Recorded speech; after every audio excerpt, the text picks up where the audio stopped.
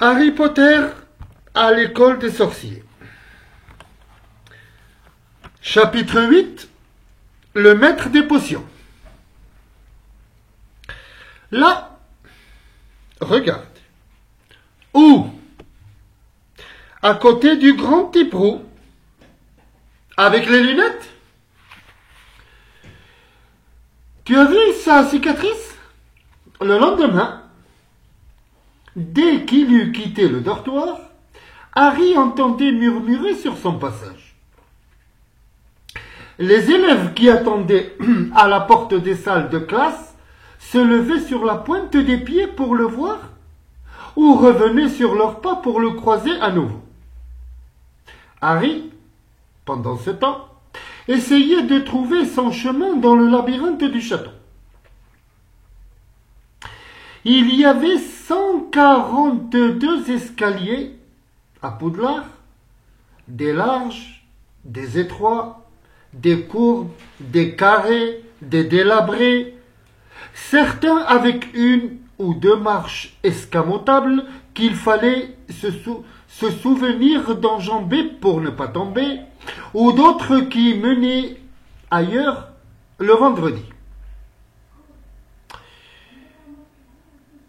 Il y avait aussi les portes qui refusaient de s'ouvrir si on ne leur demandait pas poliment ou si on ne les chatouillait pas au bon endroit, et d'autres qui n'étaient que des pans de murs déguisés en portes. Il était aussi très difficile de se souvenir où les choses se trouvaient, car tout bougeait sans cesse.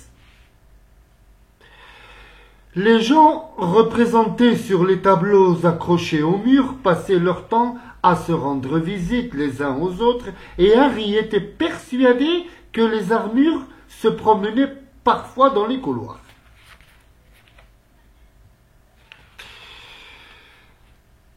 Quant aux fantômes, ils ne facilitaient pas la tâche. C'était toujours un choc désagréable lorsque l'un d'eux traversait une porte au moment où on essayait de l'ouvrir. Quasi sans tête était toujours heureux d'aider les nouveaux de Gryffondor à trouver leur chemin, mais Peeves, l'esprit frappeur, était pire que de portes verrouillées et un faux escalier. Il bombardait les nouveaux de morceaux de craie, tirait les tapis sous leurs pieds, renversait des corbeilles à papier sur leur tête ou se glissait silencieusement derrière eux et leur attrapait le nez en hurlant « Je tue !» d'une voix perçante. Mais pire encore que Peeves, si toutefois c'était possible, il y avait Argus Rusard, le concierge. Harry et Ron avaient réussi à se le mettre à dos dès le premier jour. Rusard les avait surpris alors qu'ils essayaient d'ouvrir une porte qui, par malchance, s'était révélée être l'entrée du couloir interdit du 3e étage. Il avait refusé de les croire lorsqu'ils lui avaient expliqué qu'ils s'étaient perdus. Il était convaincu qu'ils avaient tenté de la forcer exprès et il les avait menacés de les enfermer au cachot. Heureusement, le professeur Quirrell, qui passait par là, était venu à leur secours. Rusard avait une chatte qui s'appelait Mystaigne, une créature grisâtre et décharnée avec des yeux globuleux qui brillaient comme des lampes, à l'image de ceux de son maître. Elle sillonnait les couloirs toute seule et dès qu'elle voyait quelqu'un commettre la moindre faute, ne serait-ce que poser une oreille au-delà d'une ligne interdite, elle filait prévenir son maître qui accourait aussitôt en soufflant comme un bœuf. Rusard connaissait les passages secrets de l'école mieux que personne, à part peut-être les jumeaux Weasley, et pouvait apparaître aussi soudainement que l'un des fantômes. Tous les élèves le détestaient et nombre d'eux auraient été ravis de donner un bon coup de pied à Mystaigne. Lorsqu'on a fait enfin réussi à trouver la salle de classe, il fallait arriver à suivre les cours et Harry découvrit très vite que l'exercice de la magie ne consistait pas seulement à brandir une baguette magique en marmonnant quelques paroles un peu bizarres. Chaque mercredi soir, il observait le ciel au télescope et apprenait les noms des étoiles ainsi que le mouvement des planètes. 3 fois par semaine, ils étudiaient les plantes et les champignons étranges dans les serres situées à l'arrière du château, sous la direction d'une petite sorcière joliment potelée qui s'appelait le professeur Chourave. Les cours les plus ennuyeux étaient ceux d'histoire de la magie qui étaient enseignés par le seul professeur fantôme du collège. Alors qu'il était déjà très vieux, le professeur Binns s'était endormi devant la cheminée de la salle des professeurs et quand il s'était levé le lendemain matin pour aller faire sa classe, il avait laissé son corps derrière lui. Binns parlait sans cesse d'une voix monocorde, tandis que les élèves griffonnaient des noms de sorciers célèbres en confondant Émeric, le hargneux, et Ulrich, le folling. Flitwick, le professeur d'enchantement, était un minuscule sorcier qui devait monter sur une pile de livres pour voir par-dessus son bureau. Au début de leur premier cours, pendant qu'il faisait l'appel, il poussa un petit cri aigu en voyant le nom de Harry et tomba à la renverse. Le professeur McGonagall était très différente. Harry avait vu juste en pensant qu'il valait mieux éviter de la contrarier. Elle était stricte, intelligente et leur parla très directement dès le début du premier cours. La métamorphose est une des formes de la magie les plus dangereuses et les plus complexes que vous aurez à étudier, avait-elle dit. Quiconque fera du chahut pendant mes cours sera immédiatement renvoyé avec interdiction de revenir. Vous êtes prévenus.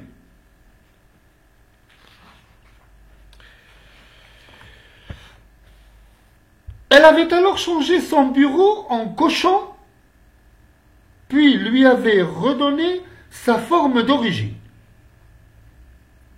La démonstration était impressionnante et les élèves avaient hâte de commencer les cours au plus vite, mais ils s'étaient bientôt rendus compte qu'ils n'étaient pas prêts d'en faire autant. Après avoir suivi des explications très compliquées, ils avaient commencé à s'exercer en essayant de changer une allumette en aiguille, mais seule Hermione Granger avait obtenu un résultat. Le professeur McGonagall avait montré à toute la classe l'allumette qui avait pris une couleur argentée et dont l'extrémité était devenue pointue, et elle avait même accordé à Hermione un de ses rares sourires.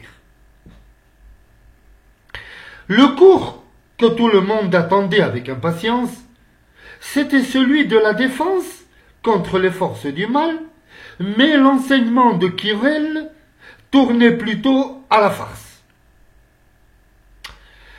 La salle de classe était imprégnée d'une forte odeur d'ale destinée à éloigner le vampire que le professeur avait rencontré en Roumanie et qu'il craignait de voir arriver un jour à Poudlard. Son turban, avait-il expliqué à ses élèves, lui avait été offert par un prince africain pour le remercier de l'avoir débarrassé d'un zombie, mais son histoire sonnait faux. Quirrell, en effet, avait été incapable de raconter comment il avait combattu le zombie. En plus, le turban dégageait la même odeur que la salle de classe, ce qui avait fait dire aux jumeaux Weasley que le professeur l'avait rempli d'elle pour se protéger en permanence des vampires. Harry constata avec un grand soulagement qu'il n'avait guère de retard sur ses camarades. Nombre d'entre eux avaient également été élevés dans des familles de moldus et, tout comme lui, ne s'étaient jamais douté qu'ils appartenaient au monde de la sorcellerie. Il y avait tant de choses à apprendre que même quelqu'un comme Ron ne tirait pas grand avantage de son appartenance à une vieille famille de sorciers. Le vendredi, Harry et Ron avaient trouvé tout seuls le chemin de la grande salle où était servi le petit déjeuner.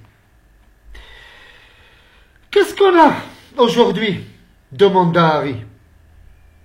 « Un cours commun de potions magiques avec les Serpentards, » dit Ron.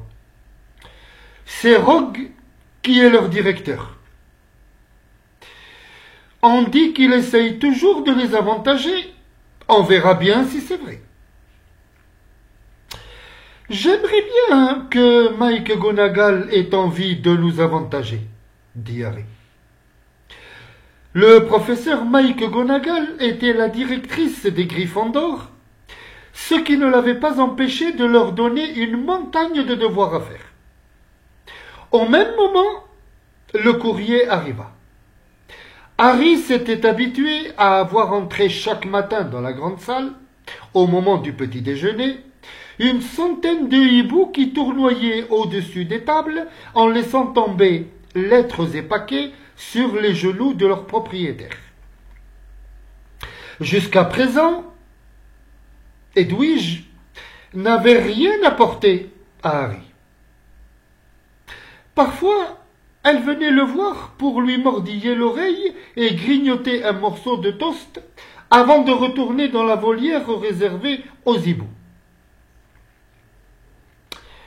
Ce matin-là, cependant, elle vint voleter entre la confiture et le sucrier et déposa une lettre dans l'assiette de Harry. Il déchira aussitôt l'enveloppe et en sortit un mot griffonné à la hâte. « Cher Harry, je sais que tu es libre le vendredi après-midi. Est-ce que tu aurais envie de venir prendre une tasse de thé avec moi aux alentours de 3 heures ? Je voudrais bien savoir comment s'est passée ta première semaine. Réponds-moi en m'envoyant Edwige. Hagrid. » Harry emprunta la plume de Ron et écrivit rapidement au dos du morceau de papier « D'accord, à tout à l'heure. » Puis il confia le message à Edwige, qui l'emporta vers son destinataire.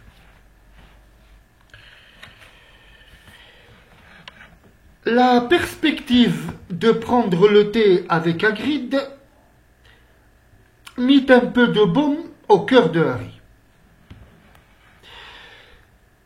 Car le cours de potions magiques fut sans nul doute la pire épreuve qu'il ait eu à subir depuis son arrivée au collège.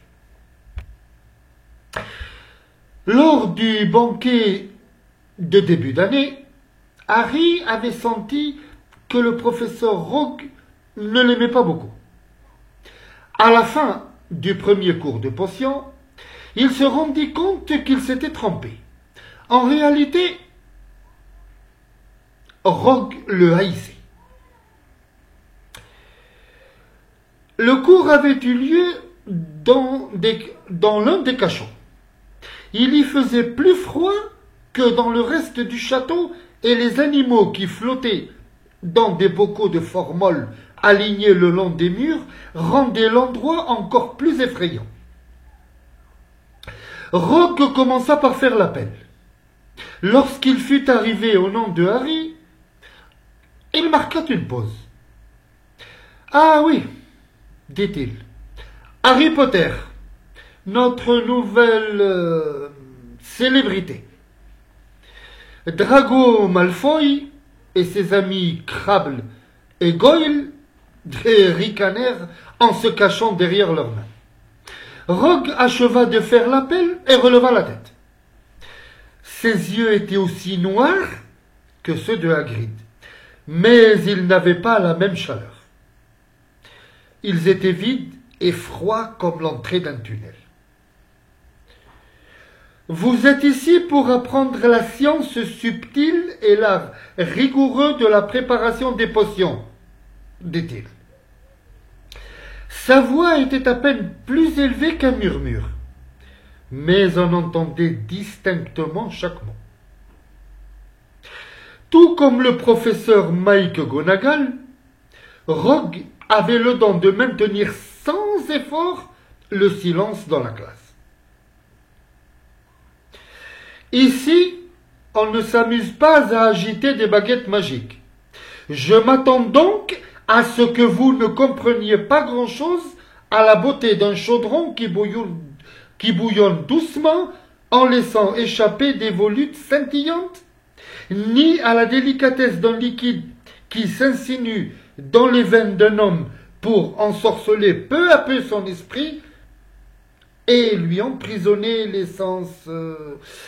Je pourrais vous apprendre à mettre la gloire en bouteille, à distiller la grandeur, et même à enfermer la mort dans un flacon si vous étiez autre chose qu'une de ces bandes de cornichons à qui je dispense habituellement mes cours.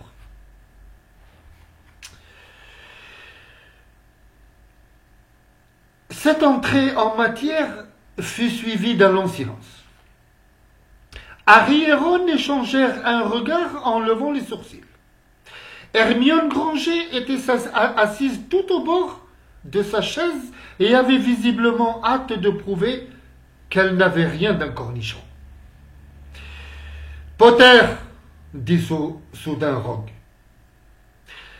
qu'est-ce que j'obtiens quand j'ajoute de la racine d'asphodèle en poudre à une infusion d'armoise? » Poudre de quoi? Infusion de quoi? Harry jeta un coup d'œil à Ron qui parut aussi décontenancé que lui. La main d'Hermione s'était levée à la vitesse d'un boulet de canon. « Je ne sais pas, monsieur, répondit Harry. Rogue eut un rictus méprisant. Apparemment, la célébrité n'est pas tout dans la vie, dit-il sans prêter la moindre attention à la main levée d'Hermione. Essayons encore une fois, Potter, reprit Rogue. Où iriez-vous si je vous demandais de me rapporter un bézoard? Hermione leva à nouveau la main comme si elle essayait de toucher le plafond depuis sa chaise. Mais Harry n'avait pas la moindre idée de ce que pouvait bien être un bézoard. Il essaya de ne pas regarder Malfoy, Crabble et Goyle, qui étaient secoués d'un fou rire. « Je ne sais pas, monsieur, dit-il. Vous n'allez quand même pas vous donner la peine d'ouvrir un de vos livres avant d'arriver ici, n'est-ce pas, Potter ?» Harry se força à ne pas baisser les yeux devant le regard glacé du professeur. En fait, il avait bel et bien ouvert ses livres quand il était encore chez les Dursley, mais Rogue ne pouvait pas exiger de lui qu'il ait retenu tout ce que contenaient les manuels intitulés « 1000 herbes et champignons magiques ». Rogue ne faisait toujours pas attention à la main frémissante d'Hermione. Potter, reprit le professeur, quelle est la différence entre le Napel et le Tulou? Cette fois, Hermione se leva, la main toujours tendue au-dessus de sa tête. Cette fois, Hermione se leva, toujours la main tendue au-dessus de sa tête. Je ne sais pas, répondit Harry avec calme. Mais je crois qu'Hermione le sait. Vous auriez peut-être plus de chance avec elle. Il y eut quelques rires. Ses amis fit un clin d'œil à Harry. Rogue, en revanche, n'avait pas l'air content. Asseyez-vous, lança-t-il à Hermione. Pour votre information, Potter, sachez que le mélange d'alfodèle et d'armoise donne un somnifère si puissant qu'on l'appelle la goutte du mort-vivant. Un béozard est une pierre qu'on trouve dans l'estomac des chèvres et qui constitue un antidote à la plupart des poisons. Quant au Napel et au Tulou, il s'agit de la même plante que l'on connaît aussi sous le nom d'aconite. Alors, qu'est-ce que vous attendez pour prendre note? Il y eut un soudain bruissement de plumes et de parchemin. Et votre impertinence coûtera 1 point à Gryffondor, Potter, ajouta Rogue. Il répartit alors les élèves 2 par 2 et leur fit préparer une potion destinée à soigner les furoncles. Il passait et repassait parmi les élèves, sa longue cape noire flottant derrière lui, en les regardant peser des orties séchées et écraser des crochets de serpents. Chacun eut droit à de sévères critiques, sauf Malfoy, pour qui il semblait éprouver de la sympathie. Il leur demanda d'ailleurs de regarder comment celui-ci avait fait bouillir ses limaces à cornes, quand soudain un nuage de fumée, verte accompagné d'un sifflement sonore, emplit le cachot.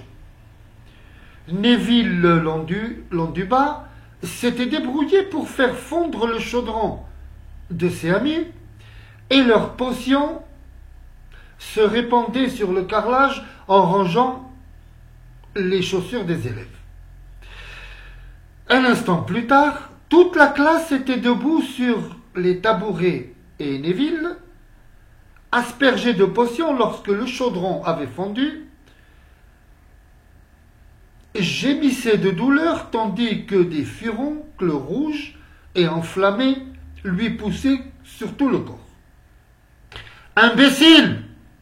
gronda Rogue en faisant disparaître d'un coup de baguette la potion répandue sur le sol.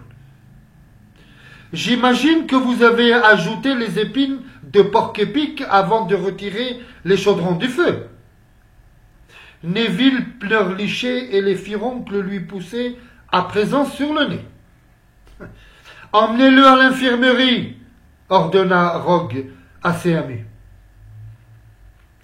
Puis il se tourna vers Harry et Ron qui avaient préparé leurs potions à côté de Neville. « Potter, pourquoi ne lui avez-vous pas dit qu'il ne fallait pas ajouter les épines tout de suite? Vous pensiez que s'il t'a raté sa potion, vous auriez l'air plus brillant? Voilà qui va coûter 1 point de plus à Gryffondor. » C'était tellement injuste que Harry ouvrit la bouche pour répliquer, mais Ron lui donna un petit coup de pied derrière leur chaudron pour l'en dissuader. « Laisse tomber, chuchota-t-il.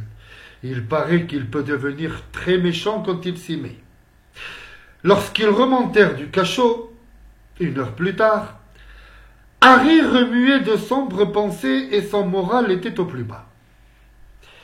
Il avait fait perdre 2 points à Gryffondor dès la première semaine. Pourquoi Rogue le haïssait-il ainsi? Ne t'en fais pas, dit Ron. Rogue enlevait aussi des points à Gryffondor à cause de Fred et George. Est-ce que je peux venir avec toi chez Hagrid? À 3h moins 5, ils quittèrent le château et traversèrent le parc. Hagrid habitait une petite maison de bois en bordure de la forêt interdite. Une arbalète et une paire de bottes en caoutchouc étaient posées à côté de la porte. Lorsque Harry frappa, un grand fracas retentit à l'intérieur de la maison, accompagné d'aboiements sonores. Puis, la voix de Hagrid domina le vacarme. « Ça suffit, croque-dur !» dit-il. « Va-t'en de là !» Le visage hirsute de Hagrid apparut dans l'entrebâillement de la porte. « Du calme, croque-dur !» Il fit entrer Harry et Ron en s'efforçant de retenir par son collier un énorme molosse noir. La maison ne comportait qu'une seule pièce. Des jambons et des faisans étaient suspendus au plafond et une bouilloire en cuivre était posée sur le feu. Un coin de la pièce était occupé par un lit massif recouvert d'une courte pointe en patchwork. « Faites comme chez vous », dit Hagrid en lâchant Croque-Dur qui bondit aussitôt sur Ron et entreprit de lui lécher consciencieusement les oreilles. À l'image de son maître, Croque-Dur était beaucoup moins féroce qu'il ne le paraissait. « Je vous présente Ron », dit Harry à Hagrid qui versait de l'eau chaude dans une grande théière et disposait des biscuits maison dans une assiette. « Encore un Weasley, à ce que je vois, » remarqua Hagrid en regardant les taches de rousseur de Ron. « J'ai passé la moitié de ma vie à poursuivre tes frères jumeaux quand il leur prenait l'envie d'aller faire un tour dans la forêt. » Les biscuits faillirent leur casser les dents, mais Ron et Harry firent semblant de les trouver délicieux. Ils lui racontèrent leur première semaine de classe pendant que Croque-Dur, la tête posée sur les genoux de Harry, bavait abondamment sur sa robe de sorcier. Harry et Ron furent enchantés d'entendre Hagrid qualifier Rusard de vieille ganache. Et un de ces jours, j'aimerais bien présenter son horrible mystaigne à Croque-Dur. À chaque fois que j'entre dans l'école, elle me suit partout. Impossible de me débarrasser d'elle. C'est Rusard qui me l'envoie. Lorsque Harry lui raconta ce qui s'était passé pendant le cours de Rogue, Hagrid lui fit la même réponse que Ron. Il ne fallait pas y prêter attention. Rogue n'avait jamais aimé grand monde parmi ses élèves. Mais moi, on dirait vraiment qu'il me hait, insista Harry. Tu dis des bêtises, assura Hagrid. Pourquoi donc te haïrait-il? Mais Harry remarqua que Hagrid avait détourné les yeux en lui disant cela. « Comment va ton frère Charlie ?» demanda Hagrid à Ron. « Je l'aimais beaucoup. Il savait très bien s'y prendre avec les animaux. » Harry se demanda si Hagrid avait fait exprès de changer de sujet. Pendant que Ron lui parlait de Charlie, il prit un morceau de journal posé sur la table. C'était un article découpé dans la Gazette du Sorcier. Le cambriolage de Gringotts. L'enquête sur le cambriolage qui s'est produit le 31 janvier dans les locaux de la banque Gringotts se poursuit. La piste suivie par les enquêteurs devrait mener dans les milieux de la magie noire. les gobelins de Gringotts ont répété que rien n'avait été volé. La chambre forte fracturée avait en effet été vidée le même jour. Mais nous ne vous révélerons pas ce qu'elle contenait et, dans votre propre intérêt, nous vous conseillons vivement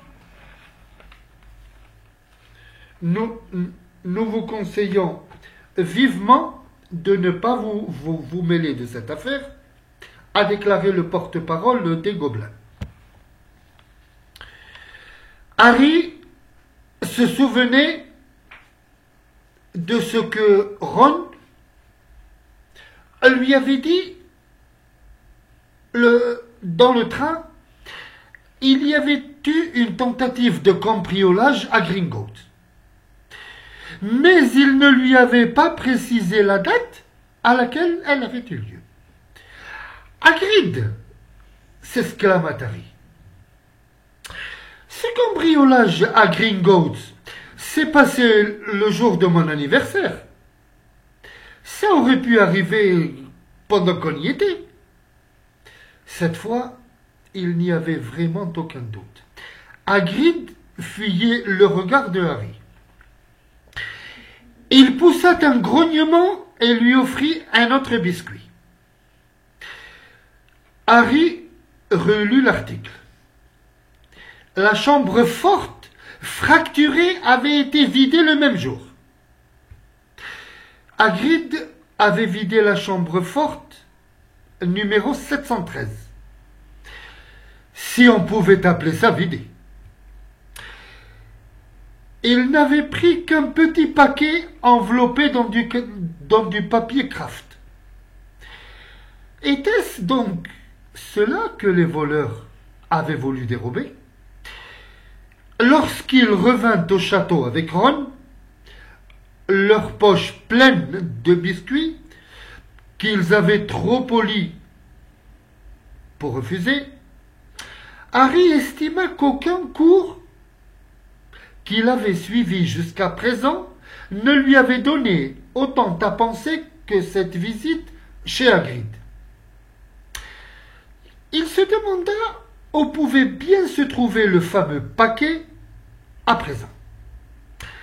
Si c'était bien ce que cherchaient les voleurs, Hagrid me l'avait emporté juste à temps. Harry se posait aussi une autre question. Hagrid avait-il quelque chose à lui cacher au sujet de Rogue et de l'antipathie qu'il lui avait manifestée? Si cette vidéo vous aura plu, n'oubliez pas de la liker et de vous abonner. Au revoir.